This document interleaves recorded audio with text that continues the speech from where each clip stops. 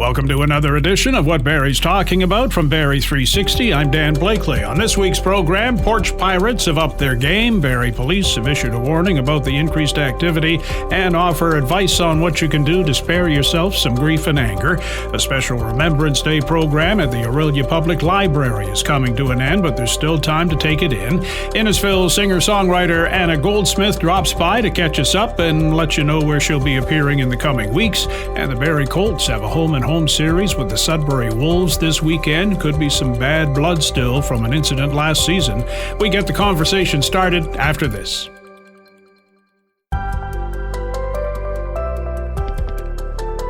We see the security videos on chat groups all the time. Porch Pirates helping themselves to packages you've had delivered to your home, left at your front door, free for the taking. Barrie Police tell us there's been an increase in porch piracy in recent weeks. 'Tis the season after all. Barrie 360's Will Konken gets some background and some tips from Barrie Police Communications Coordinator Peter Leon. We're here to chat about porch pirates, people who steal items from the porch of a person's home that's been dropped off but by a delivery person. Maybe from a police perspective, give us a description of what an incident involving a porch pirate entails. Well, basically what happens is, as you said, a delivery is made to a person's house. A person may have watched the delivery take place, or they may be just happening by the home and see a box sitting up on the porch by that front door. They'll approach, they'll look around, they'll make sure nobody's looking, watching, and they will put their hands forward, grab that parcel, package, whatever it may be, and walk off with it very, very briskly.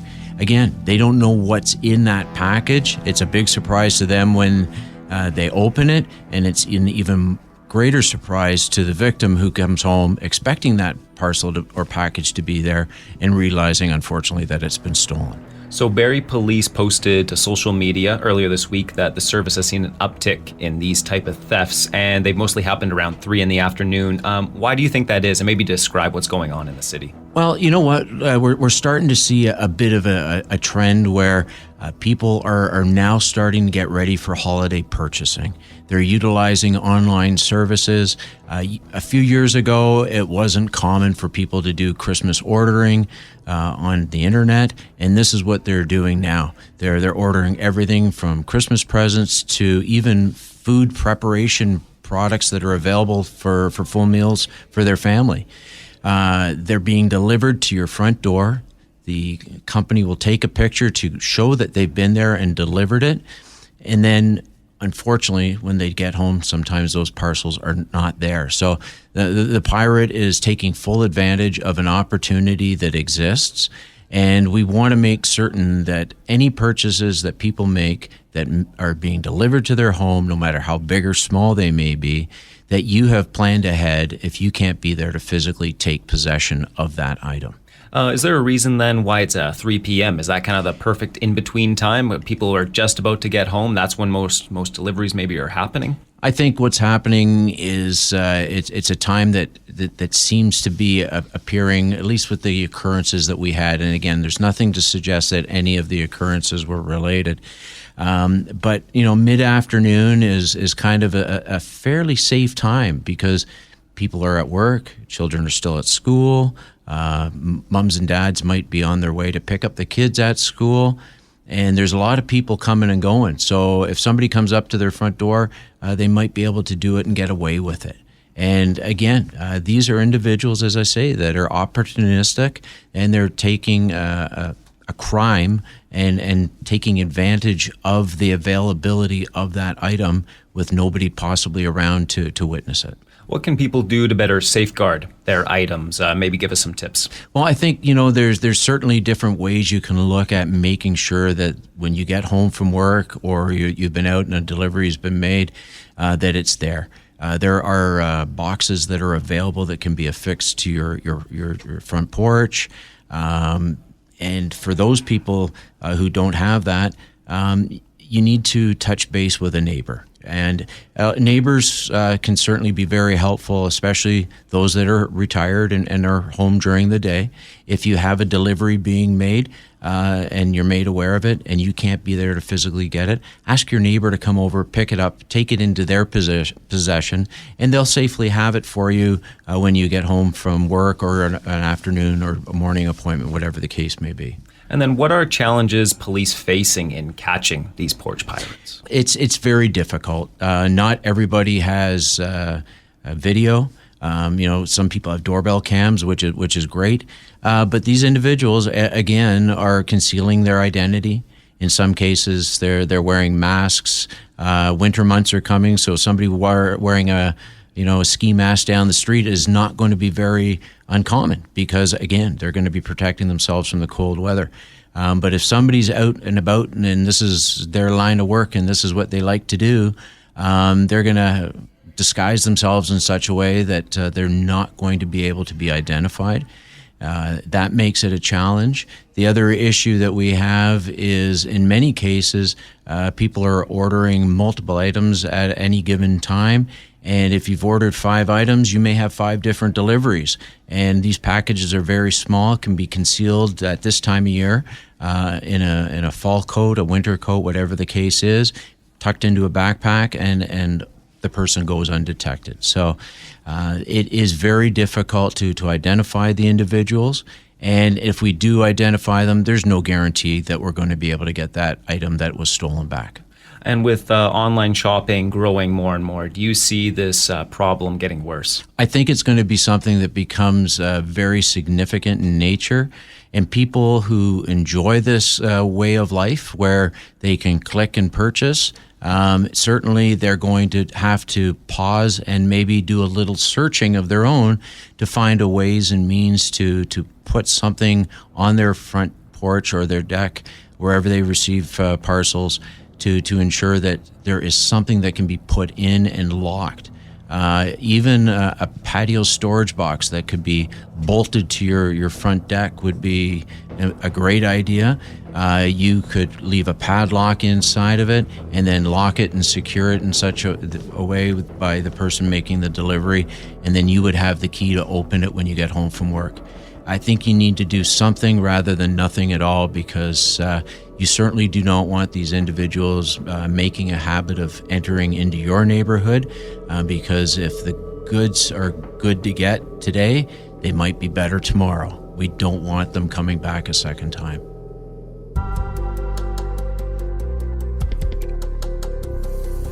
A busy few months for Innisfil singer-songwriter Anna Goldsmith, writing, performing, in her words, living life, having fun.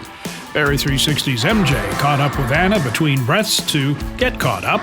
So Anna, you're back. It's so nice to see you again. It's awesome to see you too. Thank you for having me. Yeah, for sure. So let's kind of recap. You've had a busy year. Let's start off with you're back in the studio. It seems like you're always in the studio and you've got a new song. And this one's a little bit different for you. Tell me a little bit about it. All right. So it all started when I was in California. I was in an on and off situationship, and it wasn't going very well. I felt love bombed and I felt sad. And so, I don't know, I really was inspired by this experience, because as a songwriter does, we like to write about all our relationships. And basically, I was just sitting in my hotel room in California, and I just started writing. And that's how Brain Boyfriend happened.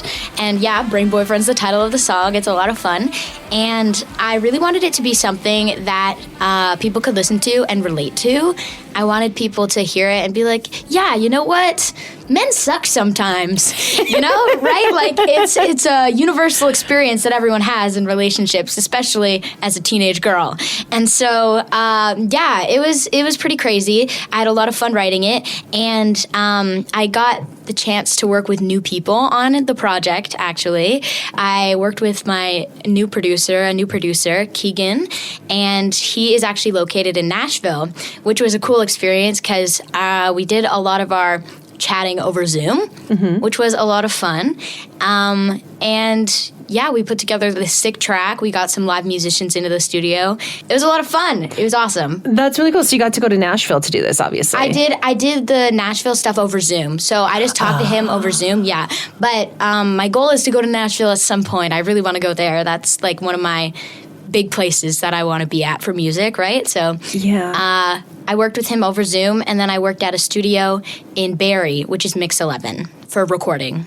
Amazing. Yeah, so they can work through like with other studios, obviously, or whatever, so you can do it. Perfect. And Brain Boyfriend, so you said, it's something a lot of teens can relate to, and it's been a long time since I've been in my teens, but I totally know exactly what you mean. Still remember the boy, Jeff Hooper, totally was my Brain Boyfriend. Right? Because we never dated. So is that kind of what it's like? You just have this thing made up in your head that never actually happened? I felt like we were super close, and like we were going to date for sure, but then that never happened. And so it's Brain Boyfriend because he's all in my head. What kind of other projects have you been into? Because obviously you worked with a new producer in Nashville, you've got a new song, and you've kind of been performing everywhere. Yeah. Well, some new projects that I'm really working on right now. I was with the Canadian Music Cooperative over the summer, and I went to one of their songwriting like workshops that they had like a month ago, I would say. And it was so much fun. I had so much fun doing it, and I've been working on a couple new songs, and so I have like 5 songs that are pretty well written that I'm wanting to release an EP, and I think it'll be a lot of fun, but we're still in the works of like making the tracks and everything like that and working with different musicians, but I'm really excited about it. I'm really pumped. I think it's going to be a lot of fun, and a lot of the songs are just about living life and having fun and being a teenager. Love that. And you've been going through, a huge evolution. When you started this, like you were, you're not even a teenager yet. Yeah. And how is the songwriting process and everything? Obviously, it's changing a lot for you. Do you find it easier? Definitely. Are you more deep than you were before? How do you find that? I feel like I have definitely gotten more into songwriting and more interested in it than I was in the beginning. I feel like I've always been a musician and a performer, but I never was the biggest writer. Like I was good at poetry, which is basically songwriting, but not all songs are like a poem, like with all the rhyming and everything. So I learned the past year how to just connect with myself more and how to be a better songwriter by like understanding myself and knowing what I want to write about at that time. And it's just been like I've been more in detail learning about myself, which has helped me be a better writer and just write about everything in the world. And what do you have in store for you for the next little bit? So I'm going to be working on that EP. That's my goal. Like I'm really excited about that. And I am going to be performing on the 12th, November 12th at the Rivoli for an artist showcase, which is in Toronto, downtown. And I am going to be performing on the 24th as well. That one is it's called The Handlebar, and I'm going to be performing there on the 24th of November, which is going to be fun. I'm super excited. And just working on new music, having new EP. I've never released an album before, so that's exciting. That will be very exciting when that happens. That's great. Is there anything you want to add? I was actually talking in the car with my mother about this on the way. I went to NATS over the summer, which is like a international like singing competition, and it's for like the Royal Conservatory, but I was in the commercial music like program, and there were like tons of people auditioning and everything, and I made it to the finals and I won. Yay! So that was pretty crazy, and I won with Call Me When You're Sober, which is a song by Evanescence. For those who don't know, it's a really good song. Take a listen. It's one of my favorite songs to sing, and I won with that song, and then I went to Evanescence, the concert, like last week, and I got her signed set list. What? So my mom and I were talking in the car about it's kind of like a full circle moment because I'm always singing her song and then I get a signed set list. It was pretty crazy. That's amazing. Yeah, it was insane. I cried so much. How'd you get it? You just like got it after the show, right? When they handed it out? After the show, she got her assistant to come out and give it to me, and she was like, here you go. And I was like, what the heck? It was insane. So I was really, really happy about that. And then also over the summer, I was featured at Canadian Music Week at the Cameron House, which was really insane too, because that's like a pretty like cool venue in Toronto that's like pretty famous. So it was a lot of fun. I had a lot of fun this summer. And yeah, it was pretty crazy. What Barrie's Talking About is a weekly podcast featuring the best Barrie and Simcoe County have to offer and more. You can get caught up and make it easy to keep up in the future by subscribing to What Barrie's Talking About through any podcast distributor. Still to come on What Barrie's Talking About, a special Remembrance Day event at the Orillia Public Library is coming to an end, and the Barrie Colts, battling for top spot in their division, also trying to keep the Sudbury Wolves at bay, and they have back-to-back games with them this weekend. Now this. Our community rocks. It's a well-known fact blood transfusion saves lives. It's also a well-known fact that the world relies on voluntary unpaid donations to fill the need for blood. The need for blood never ends. Canadian Blood Services in Barrie is calling on you to help save a life. Please consider donating today. Appointments are mandatory and must be booked in advance. Book today at blood.ca through the Give Blood app or by calling 1-888-2-DONATE. Barrie's Rock Station, Rock 95. This is What Barrie's Talking About from Barrie 360. I'm Dan Blakely.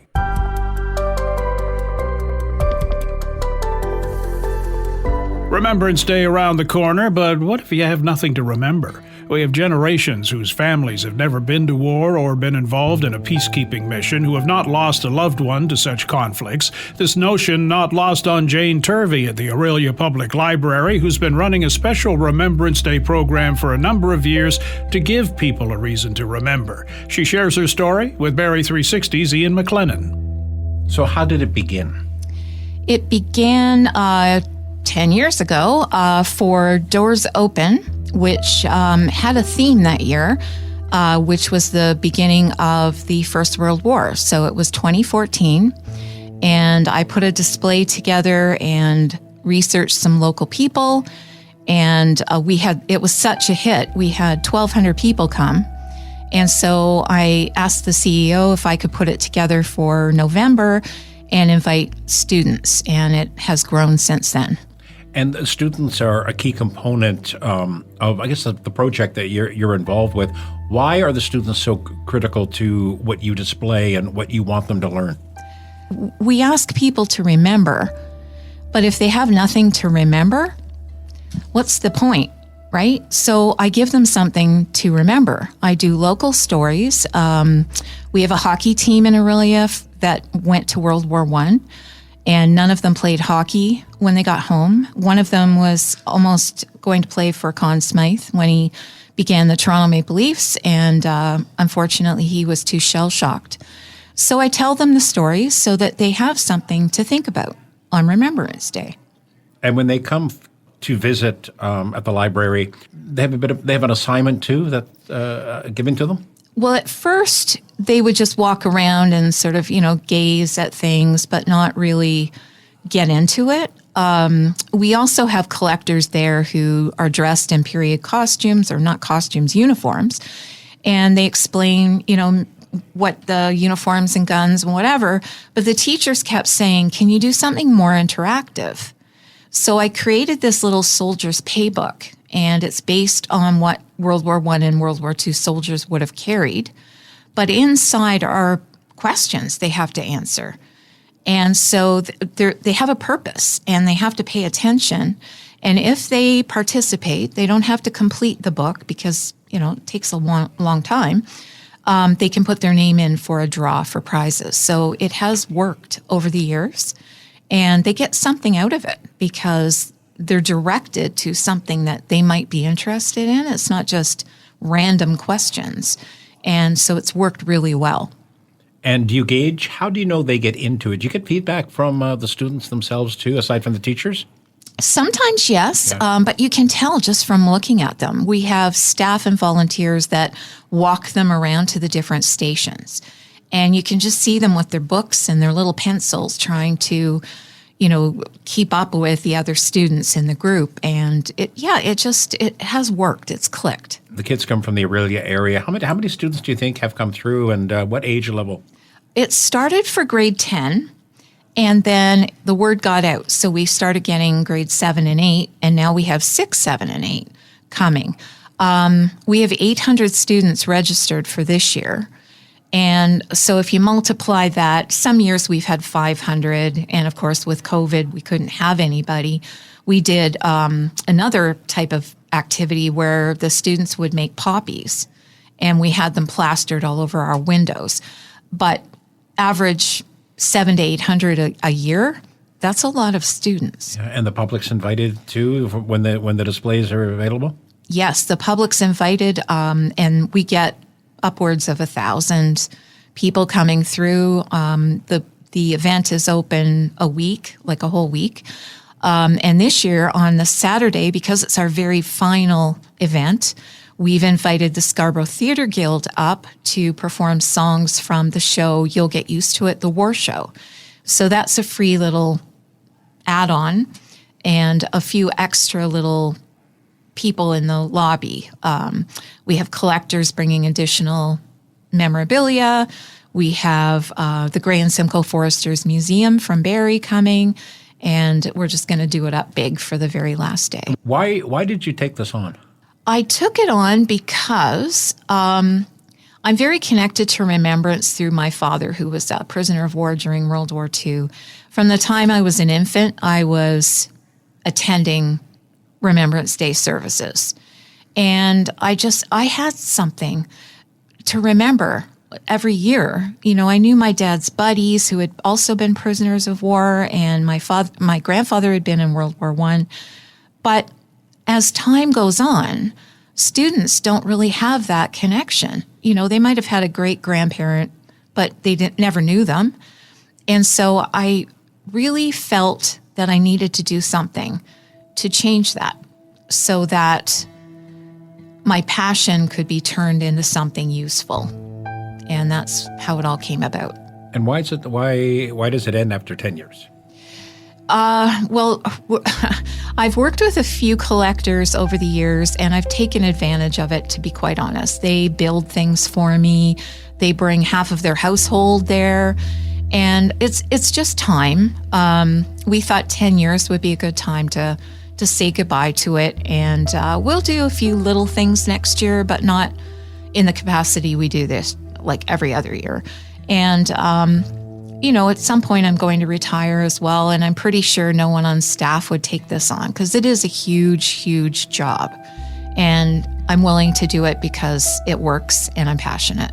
And just briefly, you mentioned about the prisoner of war and your family connection, but there's a bigger picture here too that you've been involved with, right? But yep.